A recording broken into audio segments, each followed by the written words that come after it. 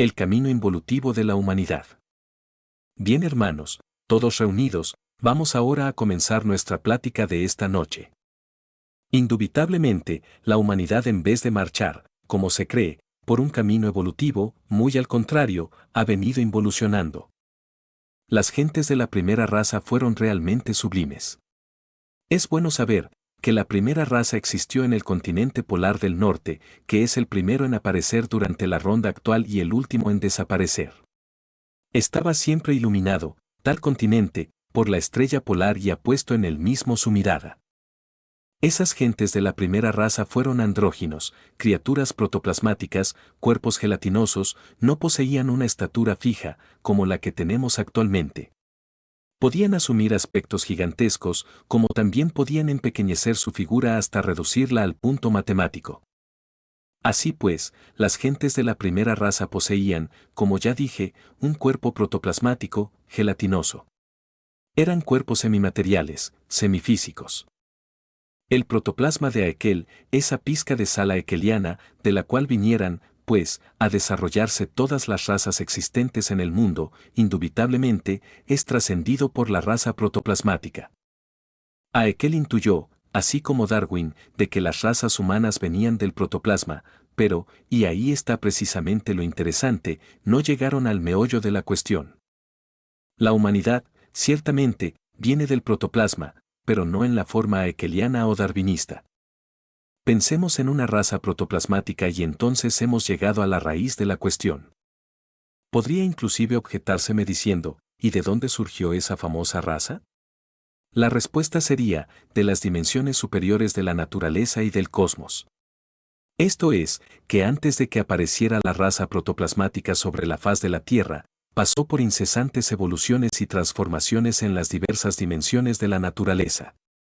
Recordemos que el mundo normalmente tiene 3 dimensiones. Existe también una cuarta y una quinta, y una sexta y una séptima, más allá hay dimensiones elevadas como la octava y la novena.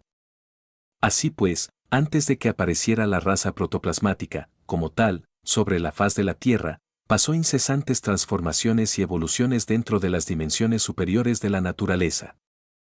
Al fin, asumió forma y apareció, pues, como agrupación humana, en el continente polar. No está de más decir que, por aquella época, el continente polar no estaba situado donde ahora está situado. Estaba ciertamente ubicado en la región ecuatorial, y es que la Tierra, además del movimiento de rotación, de traslación, balanceo, palpitación, tiene otro, que es el de desviación de los polos o retrogradación. Los polos se van desviando poco a poco hacia la línea ecuatorial y el ecuador se desvía a su vez hacia los polos. De manera pues, que, en aquella edad, el continente polar estaba ubicado en la región ecuatorial. Incuestionablemente, la raza humana, antes de pasar por todas las transformaciones y evoluciones que vinieron a terminar con una forma concreta en el citado continente, surgió pues en el germen original primitivo, elemental. Tal germen yacía entre el caos, dormitaba profundamente en el caos. Más conforme pasaron los siglos, edades, eternidades, dicho germen ingresando en procesos de manifestación cósmica, evolucionó, se transformó, etc., hasta venir a tomar la forma, pues, de raza viviente en el casquete polar del norte. Marcha paralela a esa evolución humana con la evolución planetaria. Sabemos muy bien que nuestro mundo Tierra surgió de entre el caos y es obvio que, en este mundo Tierra, el germen también inició sus procesos evolutivos, me refiero al germen humano. La raza esta, protoplasmática, era una raza semi-etérica, semifísica, no necesitaba de caminar forzosamente, podía flotar libremente en la atmósfera circundante. Aunque parezca increíble, fue esa raza de color negro. Si decimos que la primera raza que hubo en el mundo fue negra, estoy seguro que muchos se asombrarán, sobre todo aquellos que tengan prejuicios raciales, mas así fue. El proceso de reproducción se realizaba entonces mediante el acto sexual fisíparo. Era un proceso semejante al de la división de las células, ya sabemos que en determinado momento, el núcleo de cualquier célula se divide en dos y cada parte especializa para sí mismo la cantidad de citoplasma necesario, a fin de organizarse en forma de nuevas células. Es mediante ese proceso de división celular como se va gestando la criatura dentro del vientre materno. Así, en determinado momento, el organismo padre-madre, dijéramos, el organismo andrógino, se dividía como las células en dos. Ese era el sistema de reproducción. En base a lo que se desprendía, seguía alimentándose del padre-madre, en la forma de cualquier mamífero. Sin embargo, aquellos seres humanos, incuestionablemente, habían trascendido el estado animal. Eran hombres en el más elevado sentido de la palabra. Bodhisattvas de los Lipikas, es decir, de los antiguos pitris, o criaturas divinales, bodhisattvas de los dioses santos, bodhisattvas de seres que habían vivido en el pasado Mahamambantara. Incuestionablemente eran criaturas autorrealizadas, perfectas. Cuando se producía en cualquier lugar del planeta el nacimiento de una criatura, que como ya les dije, era mediante el acto fisíparo, semejante al de la división celular, quienes asistían reverentes se prosternaban en tierra, adorando a la Madre Divina y al Padre que está en secreto. Era, pues, todo nacimiento, celebrado religiosamente. ¿Qué pasó del acto sexual fisíparo, que hoy ya no se usa? Es verdad, pero continúa existiendo en la célula viva, y si no fuera por ese acto sexual fisíparo, la gestación de las criaturas hoy en día sería imposible. Afortunadamente, las células se dividen en dos y mediante el proceso de multiplicación celular, crecen los organismos. Así pues, eso ha quedado en la sangre. Interesante resulta la civilización de la primera raza, tenían ciudades enormes, no de materia puramente físico-química, en el sentido que nosotros lo entendemos, más bien edificaban con materia semifísica, semi-etérica, templos majestuosos, extraordinarios. Por aquella época, podemos decir, que se conoció la auténtica masonería oculta, muy semejante a aquella que fundara el conde Cagliostro en París y en Londres. En vez de un PM, habían dos PM, varón el uno, baronesa la otra. Podría decirse que, como eran andróginos, sencillamente, aquellos sabían poner a flote la parte masculina o femenina según la circunstancia. El PM masculino ponía a flote su parte masculina con todo el material, dijéramos, psíquico, biológico, etc. Y el otro polo, su antítesis, el negativo o femenino, ponía a flote su parte femenina, sumergiendo la masculina en el fondo de su constitución. Podían hacerse tales cambios psíquico-biológicos debido al tipo de materia existente. No era una materia inerte como la que tenemos ahora o dura, sino elástica, plástica, psíquica, espiritual. Era otro tipo de materia. Toda la Tierra era, dijéramos, protoplasmática, de un bellísimo color azul intenso, las montañas se hacían transparentes como el cristal, eran preciosísimas. Aquella humanidad divina vivía en estado paradisíaco, más allá del bien y del mal. En los templos de aquella masonería primitiva se trabajaba para hacer fecunda a la materia caótica, a fin de que la divinidad se manifestara en forma intensiva. En la planta baja del templo, alrededor del ara, los andróginos divinos asistían a la liturgia. El guardián, como siempre, estaba a la puerta, con su espada de luz, flamígera. Trabajaban, pues, tres tipos de fuerzas, representadas por los polos masculino, femenino y por el coro de andróginos de la planta baja, neutra, y se manipulaba esas fuerzas extraordinarias del universo, para bien de la vida universal. En determinados momentos de la liturgia habían cambios de los oficiales, el vigilante 1, por ejemplo, en determinado instante se convertía en vigilante 2, etcétera, etcétera. Los mismos hermanos, en determinados momentos intercalaban sus lugares, cambiaban de sitio, era extraordinario, pues, aquel movimiento rítmico al compás de los ritos. Incuestionablemente, se usaba muchísimo la runa agal para el cambio de columnas, etc. Se elaboraba, realmente, cooperando con la vida universal. En uno de nuestros rituales decimos, recordad que en los antiguos tiempos, los rituales eran negros. Hay que saber entender lo que eso significa, la vida entonces venía en proceso de descenso, desde lo espiritual hacia lo material, por tal motivo, la simbología estaba de acuerdo con ese proceso de la vida, se usaba, por ejemplo, el cáliz invertido, la pentalfa al revés, con la cabeza hacia abajo y las dos puntas hacia arriba. Todo cetro, toda vara se invertía. Diríase, magia negra. Hoy en día sí, sería magia negra, pero en aquella época, con eso se quería simbolizar el descenso del espíritu hacia la materia. Veníamos en bajada y había que simbolizar tal movimiento en alguna forma. Lo que han hecho meramente simbólico de nuestra masonería actual, eran por aquella época gigantescas. Se hacían sus viajes alrededor de todo el planeta Tierra, con gran aparato y enorme solemnidad, todo era felicidad, no existía el dolor, estábamos más allá del bien y del mal. En las épocas de luna llena, se celebraban especialmente los grandes ritos cósmicos. Pasaban los siglos, las edades, en un estado de felicidad inconcebible. Fue necesario, después, un gran cambio. Sucedió que los procesos de descenso se precipitaron. Aquellos cuerpos meramente gelatinosos se volvieron más bien gaseosos. Aparece entonces la gente hiperbórea, la segunda raza. Esos hiperbóreos estaban situados alrededor del casquete polar del norte. La tierra de los hiperbóreos formaba una verdadera herradura alrededor del continente polar. Incluía todo ese norte de Europa, de Inglaterra, Escocia, todas esas tierras nórdicas de Bretaña, en fin, que hoy en día todavía existen, aunque no en su totalidad.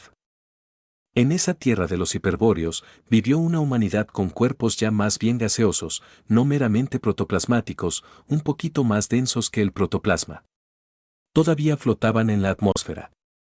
Era una raza que podemos decir que se reproducía mediante el sistema de brotación. Examinemos cómo brotan, cómo se reproducen los corales, veamos cómo se reproducen algunas plantas, por medio de brotes, un brote puede servir de base para una nueva planta. Así, de aquellos organismos, existía una especie de exudación o corte, que en determinado instante se desprendía del padre-madre. Era más bien oviforme, y al abrirse, salía de allí una nueva criatura. El sistema de reproducción por brotación desapareció, como desapareció el sistema fisíparo, pero, y es lo interesante, hay todavía siempre remanente de ello en el organismo humano. Hay distintos procesos de brotación que los vemos en nuestro cuerpo. Pueden brotar, por ejemplo, durante el crecimiento las uñas, brota el cabello. Todo eso son brotaciones. Indudablemente, la raza hiperbórea también tuvo su civilización, su cultura. Sin embargo, no todo fue perfección entre los hiperbóreos, hubieron fracasos, sobre todo al final de aquella raza. Hubieron hombres acuáticos terribles y perversos, como dice la maestra Blavatsky. Aparecieron criaturas, dijéramos con apariencias monstruosas, producto de involuciones.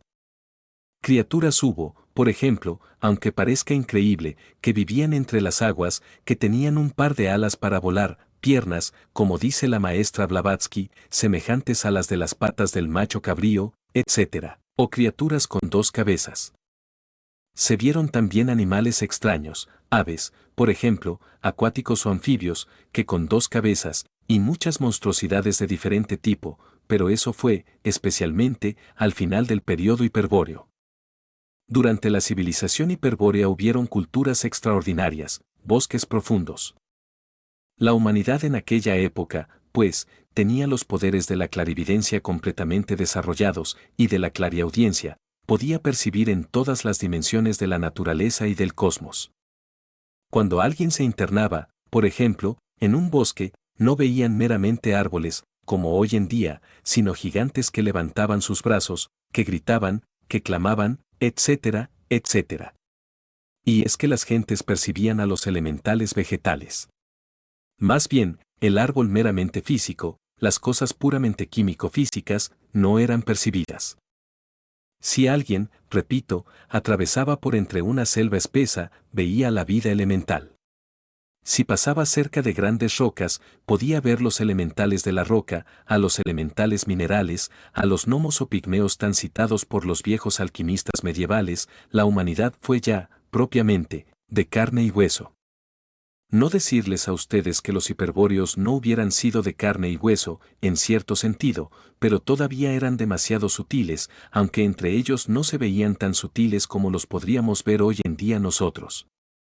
Incuestionablemente, esta es una diferencia sustancial entre hiperbóreos y lémures. Los hiperbóreos inclusive llegaron a tener hasta castas guerreras. Todavía se recuerdan en los anales de los archivos acásicos de la naturaleza a esas castas de gigantes, altos, delgados y armados hasta los dientes, peleando contra todo el mundo. Procesos involutivos del continente hiperbóreo. Sin embargo, no tenían, a pesar de todo, la que pudieron tener los lémures. Las gentes del continente Mu fueron hermafroditas en el sentido más completo de la palabra, pues, tenían desarrollado los órganos masculino y femenino a la vez. Eran de estaturas de 4, 5 o 6 metros, es decir, gigantes, corpulentos, fuertes. Los lémures se reproducían por gemación, en la misma forma en que se reproducen las aves, pero con una diferencia: las aves tienen que realizar la cópula, en ellas existe la cooperación para crear, en cambio, los lémures hermafroditas no necesitaban de la cópula sexual. Si observamos cuidadosamente el ovario en la mujer, vemos que cada 28 días se desprende un óvulo del ovario, del folículo de Graf. Es claro que al desprenderse queda una pequeña heridita, situada, precisamente, en aquel lugar de donde se desprendió, entonces, de allí mana cierta cantidad de sangre, digamos, el menstruo. Resulta interesante saber que aquel óvulo que se desprendía del ovario de los hermafroditas lémures surgía hacia el exterior ya plenamente fecundado, porque ellos, en sí mismos, tenían los dos polos, masculino, femenino. Entonces, aquel huevo permanecía por un tiempo como el huevo de cualquier ave, entre su nido, y luego se abría para salir de allí una nueva criatura que se alimentaba del padre-madre. Era la época de la reproducción por gemación. Observen ustedes bien que hay una diferencia entre los tres procesos reproductivos: el fisíparo, el de brotación y el de gemación. El fisíparo, que es el de la gente de la raza protoplasmática; el de brotación, que es el de la raza hiperbórea; y el de gemación, que es el de los lémures. Aquellos hermafroditas lémures tenían plenamente desarrollada la glándula pineal y percibían, clarividentemente, la tercera parte, dijéramos, de todas las tonalidades del color que existe en el cosmos infinito. Entonces, la gente usaban en su lenguaje 300 consonantes y 51 vocales, es decir, poseían un lenguaje riquísimo. La laringe no se había degenerado, el poder ablativo no se había deteriorado. No solamente podían escribir esas 300 consonantes y 51 vocales, sino que además tenían la capacidad para articularlas. ¿Era otra gente, verdad? Estaban provisto de una fuerza terrible. Recordemos lo que nos cuenta Homero en su Odisea, sobre el famoso cíclope aquel, que levantaba enormes rocas con sus manos, como si fueran pequeños guijarros. Ese ojo de los lacértidos, ese ojo ciclópeo, no es otro sino la facultad de las glándula clarividente, la pineal. Parlaban en el idioma universal, el idioma cósmico, divinal.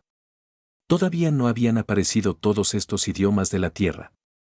Se hablaba un lenguaje único. Y entonces, las criaturas del fuego, del aire, de las aguas, de la tierra, se entendían con la humanidad, eran otras gentes. Los templos de la Lemuria fueron portentosos. Allí se cultivaron los grandes misterios.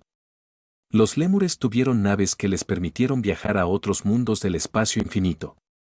Sabían extraer la energía atómica no solamente del uranio, sino de muchos otros metales y piedras preciosas, y hasta de los granos que germinan en la tierra.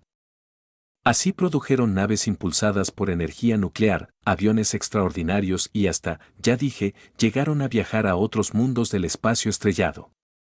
La civilización lémur fue portentosa, preciosa. Estaba en comunicación con otras humanidades planetarias. Los ojos no se habían atrofiado. Cuando alguien miraba al espacio estrellado, veía no solamente a las moles planetarias, sino a las humanidades hermanas que los pueblan. Podía percibirse a los genios que conducen a las esferas celestes. Los hierofantes de los templos percibían en el espacio, no solamente en los mundos existentes actualmente, sino los que existieron en pasados días cósmicos y aquellos que deben existir o que deberán existir en lo futuro. Desafortunadamente, todo pasa. Poco a poco, las fuerzas solares y lunares, actuando dijéramos, sobre las biologías, sobre las psiquis humanas, fueron produciendo, lentamente, el proceso de separación en sexos opuestos. Algunas criaturas comenzaron a nacer con un sexo más desarrollado que el otro, a través de las edades y de los siglos. Y llegó el día en que ya fueron surgiendo por aquí, por allá y acullá, criaturas unisexuales, ya hombres, ya mujeres. Así se dividió la humanidad en sexos opuestos. Pero eso fue un proceso muy largo, un proceso que no se realizó en 2 ni 3 días, se realizó en millares años, y hasta millones. La humanidad, ya dividida en sexos opuestos, fue diferente. La parte femenina siguió, como siempre, eliminando un óvulo de su ovario, mas ese óvulo que surgía, ya no fue, pues, fecundado interiormente. Entonces se necesitó la cooperación sexual para crear y volver nuevamente a crear. Por aquellos días, los Kumarat trabajaron intensivamente por la humanidad, los guías de la humanidad conducían, pues, a la gente, anualmente, en determinadas épocas del año, a través de inmensos territorios, hasta los templos donde debería verificarse la reproducción de la especie, eran viajes larguísimos. Todavía, dijéramos, como leyenda, o como remanente de todo eso, quedó el viaje de luna de miel de los enamorados. Era en el templo donde se verificaba la reproducción. El acto de la reproducción se consideraba como un sacramento, nadie se atrevía, ciertamente, a profanar ese sacramento. La reproducción se realizaba por Kriya Sakti, el poder de la voluntad y del yoga, entonces nadie cometía el crimen de derramar el vaso de Hermes Trismegisto. En cualquier momento, durante la conexión del Lingam Yoni, cualquier zoospermo se escapaba para hacer fecunda una matriz, y así es como venían al mundo criaturas perfectas. No existía dolor en el parto, había felicidad por todas partes. Mas llegó el día en que todo cambió, sucedió que la Tierra estaba inestable, es decir, las capas geológicas de nuestro mundo no poseían una estabilidad permanente. Entonces, cierto individuo sagrado, que viniera de otros mundos encabezando a una altísima comisión, después de considerar el problema, consideró necesario que la humanidad recibiera el abominable órgano cundartiguador. Incuestionablemente, el cuerpo humano es una máquina, transforma determinados tipos de energía y después los retransmite a las capas anteriores de la Tierra. ¿Y si se hace cualquier modificación a esa máquina? Los tipos de energías también pasan por dichas modificaciones. Al darle el abominable órgano cundartiguador a la humanidad, el tipo de energías transformado se hizo demasiado lunar y pudo, es obvio, estabilizar la corteza geológica de nuestro mundo. No fue que el órgano cundartiguador se le diera a la humanidad así, porque sí, de cualquier manera, no. Aquellos seres inefables, es obvio que debieron entendérselas muy bien, con la mónada de cada sujeto y con las mónadas en colectividad, a fin de que las mismas permitieran una mayor libertad al doble de cada uno, al Prometeo o Lucifer. A la reflexión logoica dentro de nosotros. Una vez que Lucifer pudo actuar con más libertad dentro de cada uno de nos, estimuló, es claro, la actividad sexual, desafortunadamente, en el ambiente flotaban muchos tenebrosos. Esos que hicieron que la humanidad se precipitara, definitivamente, por el camino de la fornicación.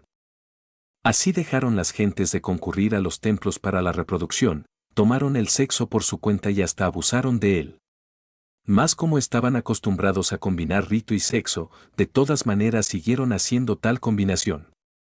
Pero, de las combinaciones equivocadas de rito con tantrismo negro, es decir, de eyaculación seminal con rito, el resultado fue, pues, que surgió en cada sujeto el abominable órgano cundartiguador, el fuego sagrado.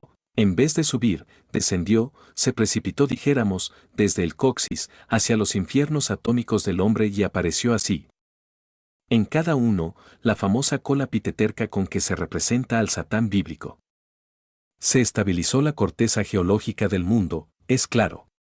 Desafortunadamente, los resultados fueron nefastos.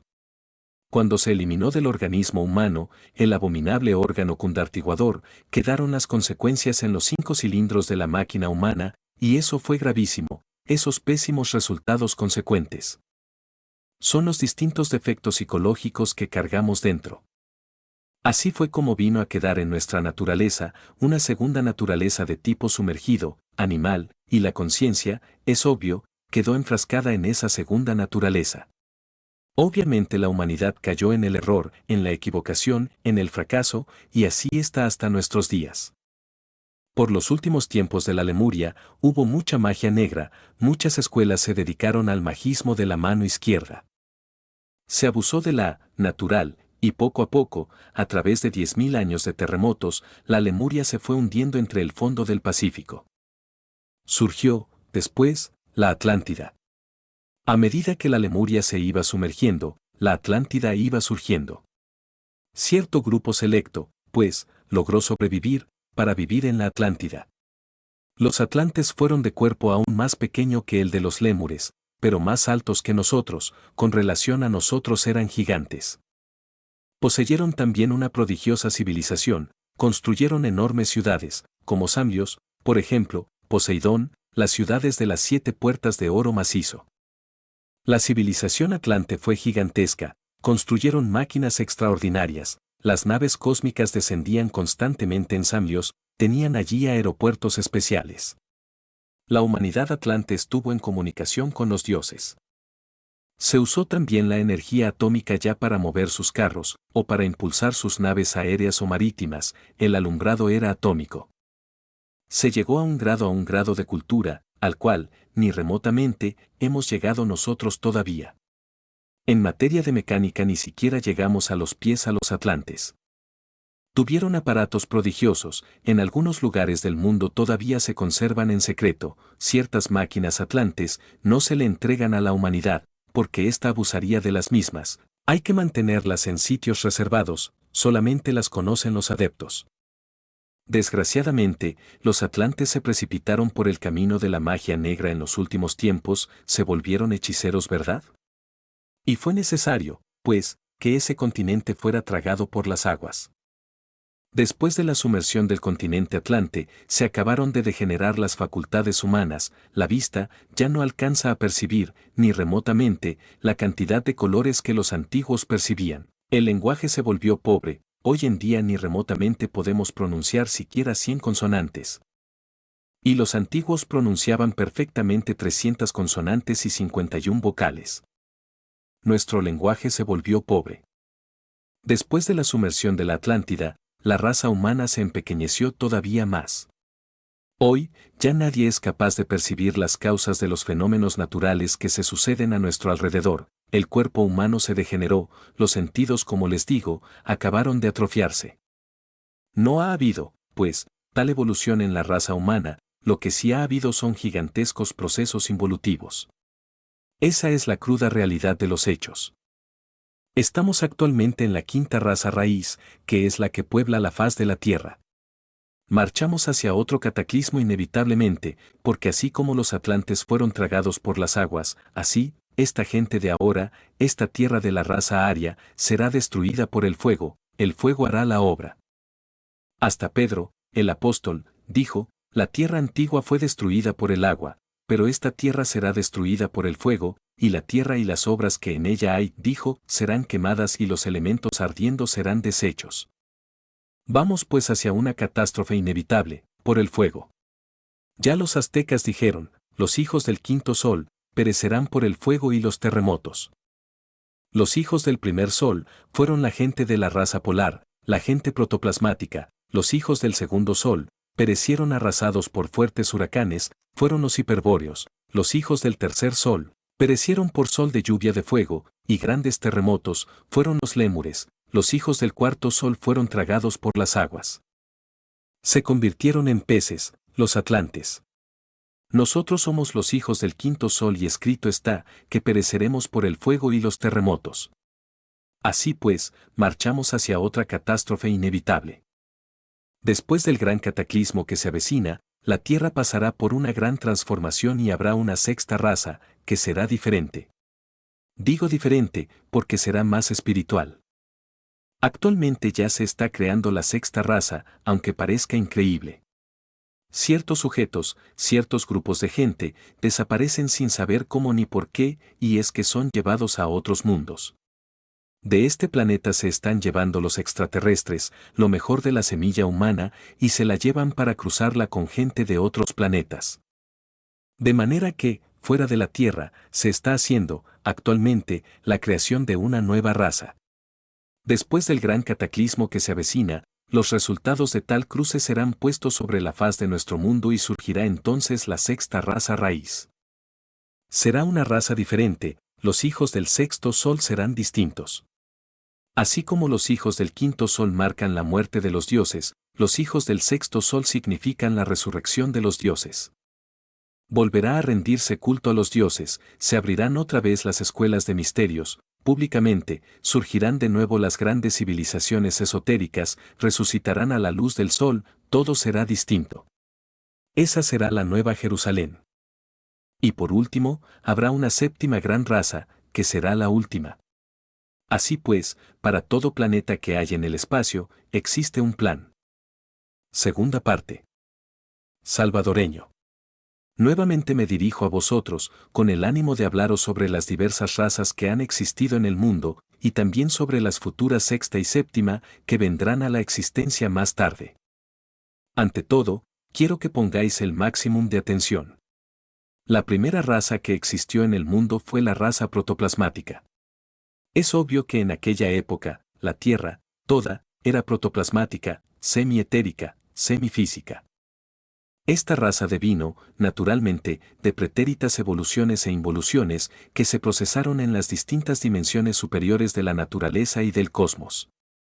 La primera raza que existió en el mundo fue de un bello color negro.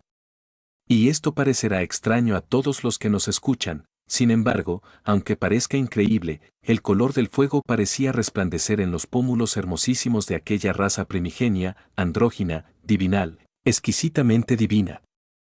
Blavatsky dice que la raza andrógina primigenia se reproducía de forma completamente diferente a la nuestra, entonces existió el acto sexual fisíparo. Este sistema de reproducción es similar al de la división de las células en el organismo humano. En determinado instante, en vosotros, lo sabéis muy bien, cualquier célula se divide en dos, y esas dos en cuatro, y las cuatro en ocho, y así sucesivamente. Todo lo que ha existido en pretéritas generaciones se conserva aún vivo en el interior de nuestro organismo, el acto sexual fisíparo quedó representado en la división celular. En los antiguos misterios, Gnócete ipsum hombre, conócete a ti mismo, y conocerás al universo y a los dioses.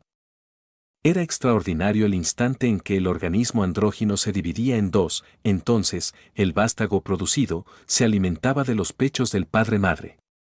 Y en esos instantes, aquella criatura que se acababa de dividir en dos, oraban profundamente, reconociendo las maravillas de lo divinal. Esos eran otros tiempos, mis caros hermanos. En la primera edad no existía el dolor, la felicidad reinaba sobre la faz de la tierra. Las montañas, los valles, los océanos, todo tenía un color azul profundo. Ciertamente, los cerros parecían transparentes. Existieron ciudades, aunque parezca increíble, pero ciudades semietéricas, semifísicas. Y esos templos de misterio donde se celebraban los ritos de los cosmocratores. Entonces, los hijos de la aurora del Mahamantara, los hijos del amanecer, celebraban los más sublimes rituales. En determinados momentos había cambios de oficiales durante la ceremonia, y aquellos cambios se verificaban con la runa Agal, flotaban en el espacio los oficiales, cambiando de tronos, y sus movimientos danzantes, nos recordaran la citada runa. En las ceremonias relacionadas con las pruebas del fuego, y los aires, y las aguas, y la tierra, eran preciosas. Y aquellos famosos viajes esotéricos se verificaban alrededor de todo el planeta Tierra. El continente primigenio abarcaba una inmensa extensión que iba de extremo a extremo de la Tierra. Los no tenían la densidad actual, eran más bien gelatinosos, protoplasmáticos.